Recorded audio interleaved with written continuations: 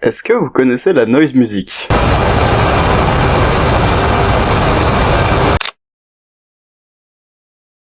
Pour beaucoup, c'est juste du bruit, pour d'autres, la plus grande forme d'expression musicale au monde. Si évidemment cette musique sonne comme un rêve fiévreux, et que les gens débattent pour savoir si oui ou non on peut qualifier ça comme étant de la musique, il n'empêche qu'on trouve dans ces panels de Larsen des artistes qui sont parmi les plus étranges et expérimentaux que vous verrez durant votre vie. Des artistes peu communs pour un genre de musique qui l'est tout autant. Aujourd'hui je vous parle du harsh noise, la musique qui repousse toutes les limites.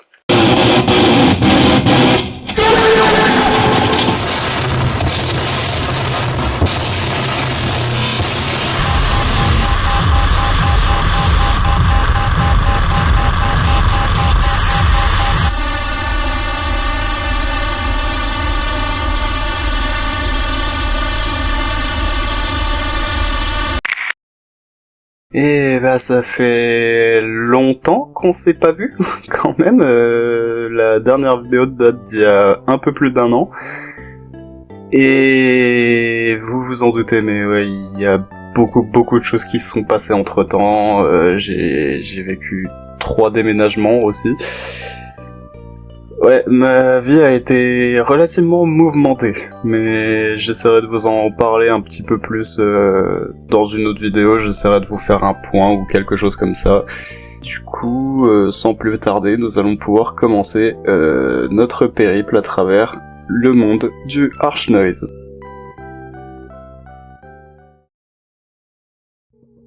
Alors, cette vidéo sera divisée en 3 chapitres. Le premier, où je vais essayer de définir le genre.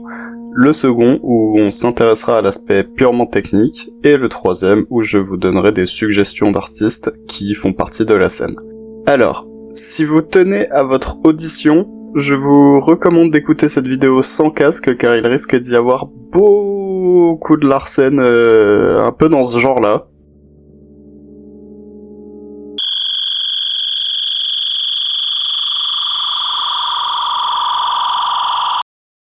Cette vidéo sera également assez technique sur quelques points, notamment dans le chapitre 2 qui parlera beaucoup de détails qui peuvent être compliqués à comprendre pour certains d'entre vous. Donc si un moment vous paraît trop chiant, n'hésitez pas à skipper grâce au système de chapitrage. Maintenant que tout est dit, nous pouvons passer au sujet de cette vidéo.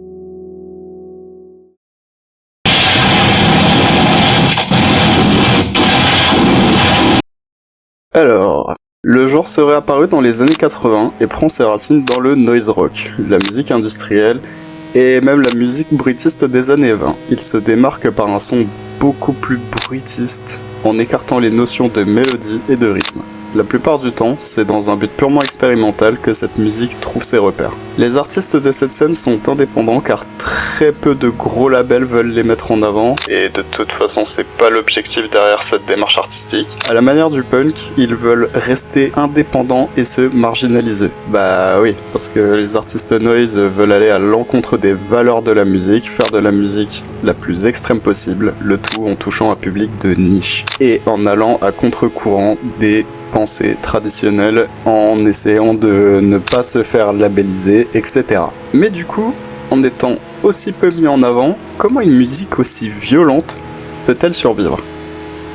La réponse est pas super évidente, mais je pense qu'il ne faut pas voir la noise comme un genre musical, c'est aussi une philosophie. Et c'est plutôt normal de voir que ce style attire énormément les punks pour son côté chaotique qui se contrefout des codes de la société. Concernant l'aspect visuel, les pochettes de harsh noise sont abstraites et distordues. On y voit des formes qui nous disent quelque chose, mais on n'arrive pas à savoir quoi. Parfois ce sont de simples photos, ou bien des dessins abstraits, des œuvres d'art déjà existantes aussi. Parfois on trouve des choses beaucoup plus sobres, avec un simple texte sur un fond de couleur. Il y a également beaucoup d'illusions d'optique, comme pour souligner de façon visuelle qu'on a affaire à un genre de musique qui perd la personne qui l'écoute à travers un immense panel de couleurs sonores. Il existe également beaucoup de sous-genres de noise comme le harsh noise wall qui se veut encore plus bruitiste, et pour faire plus bruitiste que du harsh noise, faut y aller quand même. D'abord théorisé par un certain Romain Perrault, un français très connu de la scène noise sous le nom de Vomir. Son style est défini comme n'ayant pas d'idée, pas de changement, pas de développement, pas de divertissement, pas de remords. Bref, extrême dans le fond comme dans la forme. Il existe d'autres sous-genres comme le noise grind, qui est en gros un mélange entre noise et grindcore, un autre genre de musique extrême, mais ça j'en parlerai sûrement dans une autre vidéo parce que c'est un autre genre qui est absolument fascinant. Il y a également le noisecore, dont les maîtres du genre sont Death Charge, un groupe québécois actif depuis 1990. Je pourrais également vous parler du noise rock, mais pareil, je me réserve ça pour une prochaine fois. Il existe encore beaucoup de sous-genres, mais je vais pas tout citer car j'en aurai encore pour 3 heures. Je vous en affiche quelques-uns à l'écran, mais maintenant que vous avez les bases concernant ce genre, nous pouvons passer au deuxième chapitre de cette vidéo.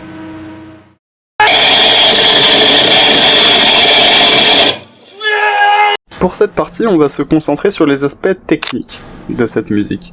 Alors, je précise qu'il n'existe pas de méthode universelle pour faire de la noise, car c'est un genre qui utilise énormément de techniques DIY, et que donc cela varie en fonction de la créativité de chacun.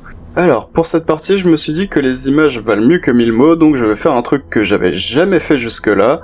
Ça, c'est moi, et je vais vous montrer comment faire de la noise, le tout en vous expliquant avec cette voix off. Je vais également schématiser ça pour essayer d'être le plus clair possible pour les personnes qui n'ont aucune notion musicale. J'utiliserai également beaucoup de termes assez pointus, mais j'expliquerai tout pour que ce soit le plus clair possible. N'hésitez pas à faire pause ou laisser un commentaire si vous n'avez pas compris quelque chose et j'essaierai de vous répondre au plus vite.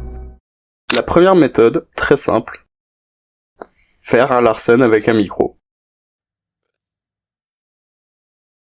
En gros, un effet Larsen, c'est un phénomène qui se crée quand un son boucle pour former un son strident. C'est un phénomène décrit par le physicien danois du nom de Søren Larsen. La plupart du temps, c'est purement involontaire et c'est viscéralement détesté par absolument tous les musiciens. Moi-même, faisant de la scène, je peux vous garantir que quand on fait un test micro et que d'un coup t'as un Larsen qui arrive pour X ou Y raison, même si c'est pendant les balances, ça fait quand même sacrément chier. J'ai essayé de simplifier au maximum parce qu'en lisant la description sur Wikipédia, j'ai absolument rien compris. Mais tout ce que vous avez à retenir, c'est que c'est une boucle.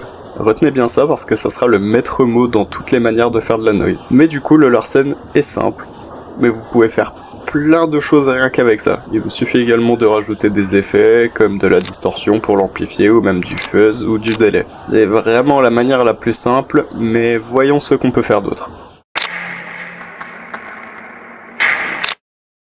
Les micro-contacts. Probablement une des plus belles inventions au monde. Le micro-contact, aussi appelé micro-piezo, est un type de micro originellement utilisé pour les guitares acoustiques. Il en existe plusieurs genres, mais moi j'en ai des comme ça. En gros, c'est comme un micro classique qui détecte les variations de pression de l'air, sauf que là, c'est spécifique aux vibrations d'un matériau solide. Ces vibrations sont converties en signal permettant de restituer un son audible. Si vous avez compris, vous voyez déjà où je veux en venir. Mais pour ceux qui n'ont pas saisi, vous pouvez coller ces micros absolument à tout ce que vous voulez. Ça marche surtout sur les matières métalliques, mais globalement ça marche sur tout et n'importe quoi, genre une guitare, des percussions, matière métallique, le verre aussi, ou sur des outils divers comme une perceuse, une disqueuse, etc. Bref, la seule limite, c'est votre imagination. Vous pouvez également le connecter à différentes pédales d'effet et ainsi ajouter davantage de texture à votre son.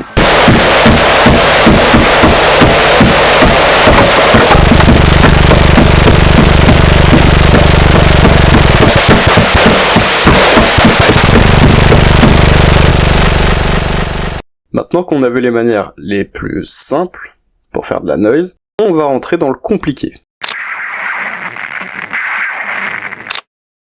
Un système de feedback ou feedback loop, grosso modo, c'est un Larsen, donc une boucle. Si je devais élaborer, je dirais que c'est un méga bordel à expliquer. Mais pour faire simple, il existe deux manières de créer un système de feedback. La méthode physique, où l'on utilise des instruments et autres pédales d'effet, et la méthode informatique que je n'élaborerai pas ici car je n'ai pas une grande connaissance des logiciels de création de musique et autres logiciels du type VC Verac. On va donc se concentrer sur la première méthode et pour cela, il vous faudra pas mal de choses. D'abord, une sortie audio, donc un ampli, un casque ou une carte son, une table de mixage, des pédales d'effet, vous pouvez mettre absolument tout ce que vous voulez, et du câblage. Voilà comment vous allez brancher tout ça. D'abord, reliez votre table de mixage à votre ampli dans la sortie audio, ensuite reliez vos pédales d'effet à une entrée audio de la table de mixage, et puis finir par allumer le tout.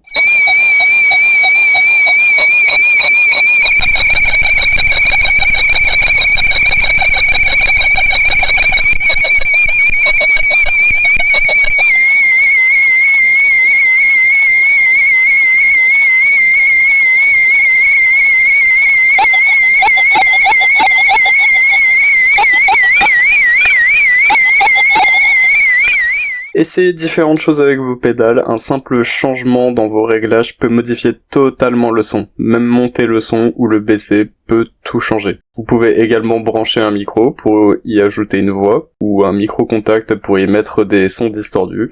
Il y a également la possibilité d'y ajouter un instrument comme un synthé et ainsi obtenir des textures sonores absolument délirantes. Notez qu'il existe également la possibilité de faire un système de feedback uniquement avec une table de mixage et des câbles. Il suffit de tout brancher d'entrée à sortie et magie!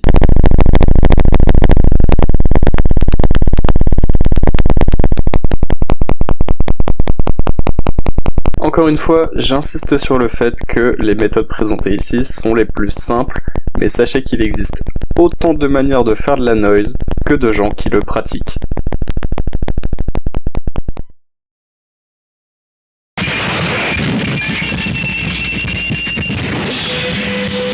Ok, alors je me suis consacré aux 3 méthodes que j'utilise personnellement pour faire de la noise, bien qu'il existe encore une fois énormément de manières possibles et imaginables de faire du bruit. Il y a tellement de possibilités auxquelles je ne pourrais probablement jamais penser, alors allons voir ce que les artistes noise sont capables de créer avec les méthodes les plus insolites.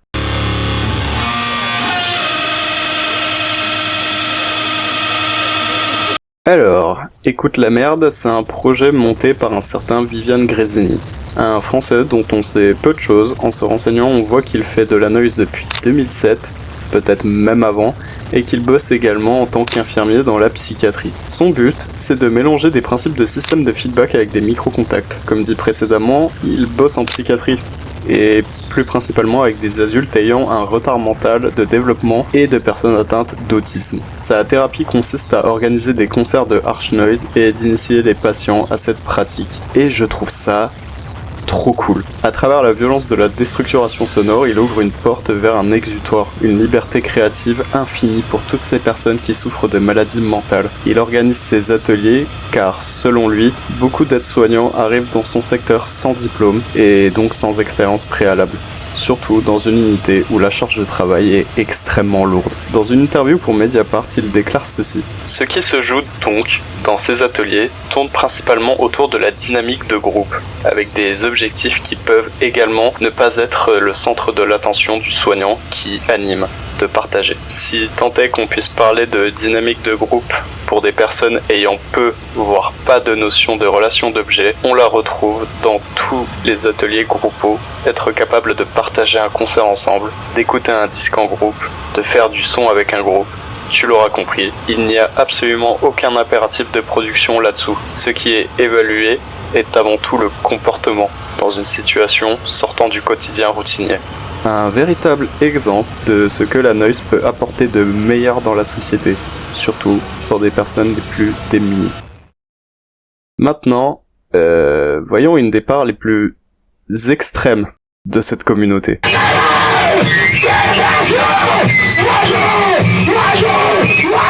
Évidemment, comment faire une vidéo sur la noise sans parler du mythique duo japonais Anatarash. Formé de Yamantaka Ai et de Mitsuru Tabata, le groupe est fondé en 83 et cessera son activité en 98. Les deux amis se rencontreront à un concert du groupe de musique industrielle allemand, désolé pour la prononciation, Einstürzende Neubauten, alors qu'ils y travaillent. Ils créeront le groupe qui sera nommé Anatarashi dans un premier temps, puis enlèveront le i à la sortie de leur premier album pour devenir Anatarash. Vu qu'ils prenaient leurs racines dans la musique industrielle, ils utilisaient beaucoup d'objets bizarres pour faire du bruit, notamment des outils et diverses machines de chantier. Durant les concerts, le public se trouvait fréquemment dans des situations périlleuses. Ils devaient carrément signer une décharge avant le concert pour ôter toute responsabilité au groupe si un membre du public devait être blessé. Mais le groupe était pas sans danger non plus, puisque Ai a failli se couper une jambe avec une scie circulaire durant une performance. Du coup, qu'est-ce qui a fait que Anatarash a cessé son activité? Sachant qu'ils ont également collaboré avec des artistes notoires comme Merzbow, dont je vous parlerai un jour, ce mec est incroyable. Eh bien, il y a 3 raisons. La première, ils ont ramené un putain de camion bulldozer dans une salle et ont tout détruit sur leur passage. Voilà. Et quand l'engin a cessé de fonctionner, Ai est descendu du camion, s'est saisi d'une barre de fer et continuait de détruire absolument tout ce qui l'entourait. Je vous rassure, personne n'a été blessé, mais la salle a été détruite et le coût des réparations s'élevait à environ 600 000 yens, soit 4 000 €. Ce qui est peu vu la violence de la scène, mais soit. Passons. Deuxièmement, en 85, ils ont donné un concert à Tokyo. Et celui-ci a été arrêté car Ai s'apprêtait à lancer un putain de cocktail Molotov sur la scène. Et enfin, le point qui a définitivement mis fin au groupe, puisque plus aucune salle de concert ne voulait d'eux après ça, Ai a coupé en deux avec une machette le cadavre d'un chat. Et là, faut juste dire stop. Alors, on va respirer un coup. Anatarash, c'était un groupe de noise industriel, mais on qualifiait aussi ce groupe de danger music, un genre dérivé de la noise et de l'avant-garde, où les performeurs peuvent sérieusement mettre en danger leur propre personne, ainsi que leur public. Ce groupe représentait littéralement les frustrations de 2 jeunes adultes qui déversaient tout dans leur musique. C'est un extrait d'un documentaire sur Arte que je vous recommande chaudement parce qu'il y a beaucoup de choses à dire. En grandissant, ils ont fini par avoir une espèce de prise de conscience sur tout ce qu'ils ont fait et c'est en voyant que les gens finissaient par les craindre qu'ils ont décidé de tout arrêter. En parallèle, ils formeront un autre groupe, Boredoms,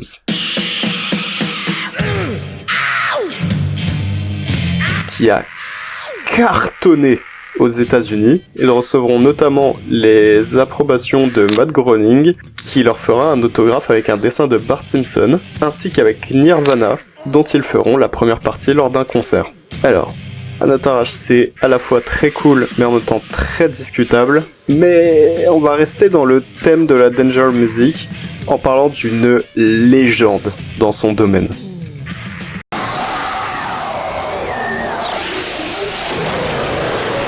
Bon, là on reste dans des trucs assez connus, et là on part en Australie, pour découvrir le cas étrange de Justice Yeldam.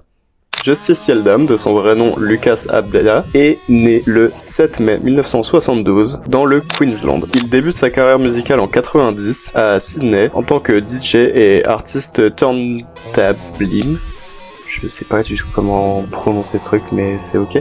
Qui est, pour faire simple, une forme d'art consistant à manipuler des sons pour créer de nouvelles musiques et autres effets sonores. Et c'est dans cette démarche qu'il aura une révélation. Il réalise qu'il peut produire du son de n'importe quelle pointe métallique en remplaçant par exemple l'aiguille du tourne-disque par une simple épingle ou divers couteaux. Il a même construit ses propres phonographes avec des moteurs électriques recyclés. Mais s'il est connu aujourd'hui, c'est surtout pour ses performances qu'on peut qualifier de très violentes. Là, je vais mettre des images à l'écran, mais je vais clairement censurer parce que c'est chaud.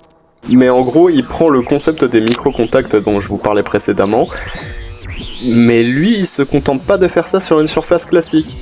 Non. Il prend des plaques de verre qu'il accroche aux extrémités et les colle sur son visage pour faire vibrer le verre contre ses lèvres.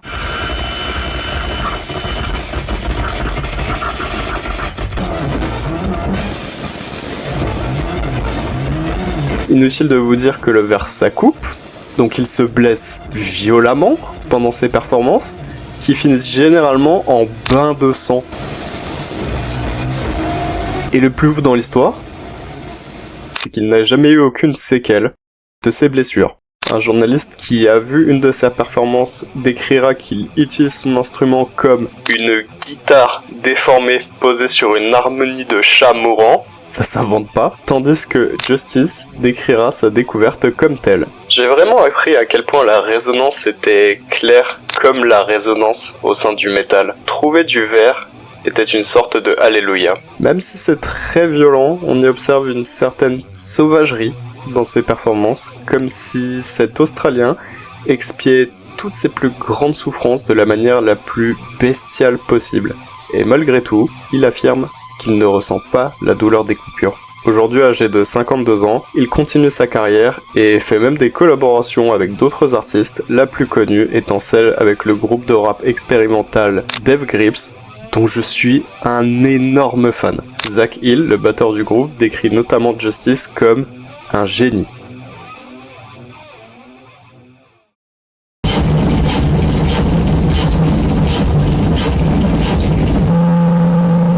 On revient au Japon avec une autre légende vivante de la noise. Kazumoto Endo commence sa carrière au milieu des années 90 sous le pseudonyme Killer Bug, en sortant son premier 45 tours, Cunt Explosion, sous le label suédois Eskimo. Alors ado dans les années 80, il assistera à des concerts de Hana Tarash, tout est lié dans ce fabuleux univers musical, ainsi que Ijo Kaidan, une autre légende. Il reste néanmoins déçu par la façon dont la noise est fixée sur enregistrement et décide d'en apprendre plus pour créer quelque chose de différent, en suivant notamment des cours de musique bolivienne, et c'est durant cette période qu'il obtiendra le premier disque de noise qui va vraiment l'impressionner, Cloud Cock OO Ground de Merzbow. Je l'avais évoqué précédemment, mais Merzbow, c'est un artiste qui est très important pour la scène noise et qui influencera énormément d'artistes par le futur. Un pur déchaînement de violence sonore, on ressentira énormément ses influences dans ses débuts, mais il va s'en affranchir pour créer sa propre patte, comme avec le génial While We Were Out,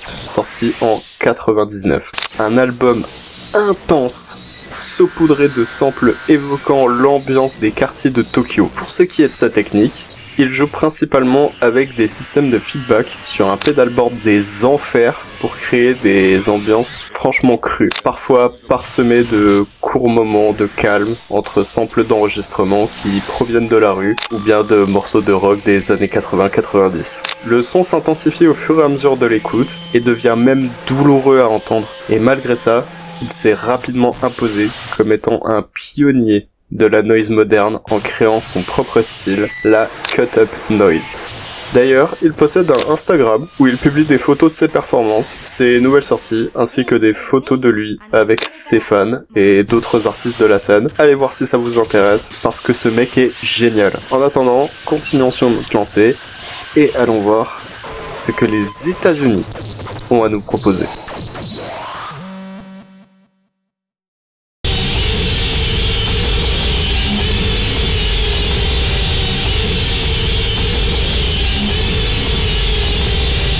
Feldup en avait parlé durant une de ses vidéos, mais j'en parle car depuis il s'est passé quelques trucs avec cet artiste. Pour ceux qui ne la connaissent pas, on va revenir aux bases. De son vrai nom, Margaret Chardiet est une artiste qui mélange plusieurs genres comme le dark ambient, la musique industrielle et bien sûr, ce qui nous intéresse ici, la noise. Elle a grandi à New York et fait ses débuts dans la scène expérimentale à seulement 17 ans. En 2009, elle sort son premier EP sobrement intitulé Pharmacon. On y entend des synthés très graves, suivis des violents cris poussés par Margaret, alors âgée de seulement 19 ans. Avec cette EP, elle posera instantanément les bases de sa musique, et 4 ans après, elle signera pour le label Sacred Bones Records, qui sortira tous ses albums par la suite jusqu'à aujourd'hui, et sortira son premier album, l'incroyable Abandon. Un monstre de 54 minutes qui commence par un cri poussé par Margaret suivi de bruits industriels au fur et à mesure que l'album avance. Les cris sont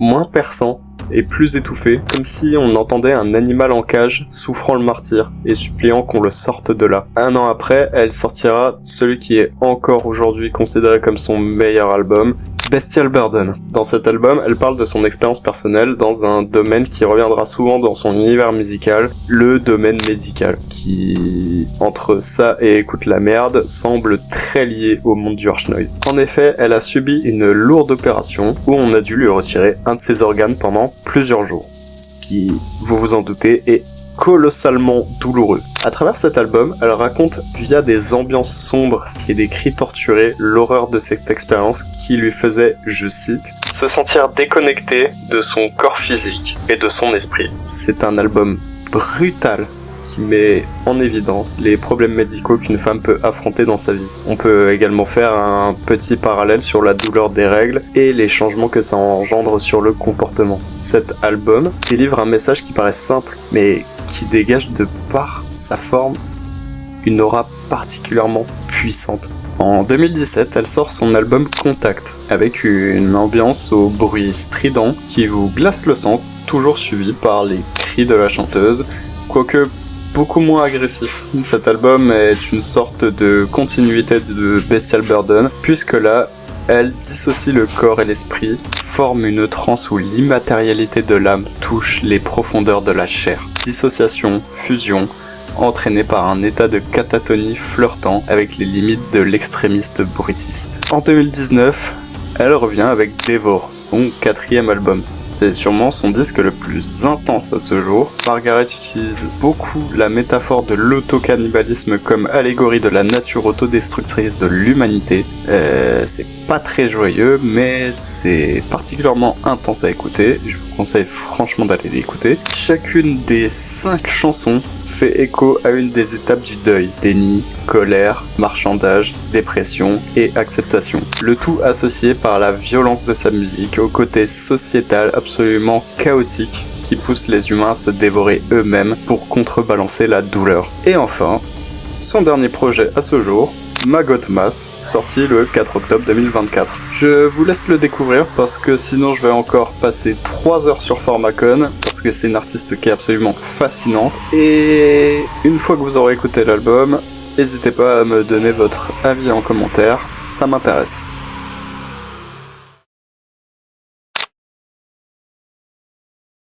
Bon, en conclusion, j'adore très sincèrement la noise en fait. C'est un univers fascinant qui vous plonge dans un terrier de lapin sans fin.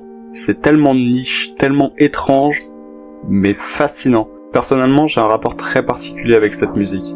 Au collège, je rêvais déjà de faire du son, mais il me manquait la technique. Je savais jouer 2-3 trucs à la guitare, j'aime chanter depuis toujours, mais je savais pas dans quelle direction je voulais aller. Et un jour, on m'a fait découvrir le harsh noise. Au début, j'étais mort de rire en me demandant sincèrement qui pouvait apprécier quelque chose d'aussi bruitiste, déconstruit et inaudible. Et puis, je me suis renseigné. J'ai découvert des choses absolument incroyables. C'est en travaillant que j'ai eu mon premier salaire et je me suis acheté du matériel et j'ai fait de la noise. Aujourd'hui, je n'ai pas de travail. Je souffre de dépression depuis presque toujours. Et c'est vraiment pas facile tous les jours. Mais je garde la tête haute, car c'est la noise qui, paradoxalement, m'a empêché de perdre espoir.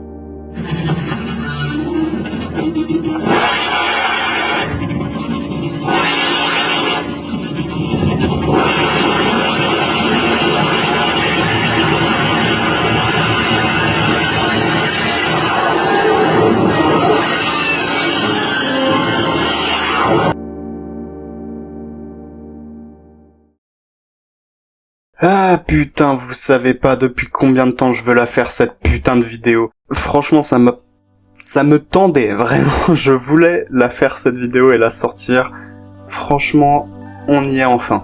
J'espère en tout cas pour vous que l'attente n'aura pas été trop longue, que évidemment la vidéo vous aura plu. J'étais pas mal en live sur Twitch dernièrement, là j'y suis plus depuis un petit moment, mais normalement ça devrait reprendre assez prochainement. Dans tous les cas, suivez-moi sur Twitch, sur Instagram, pour avoir les nouvelles actualités, et à bientôt.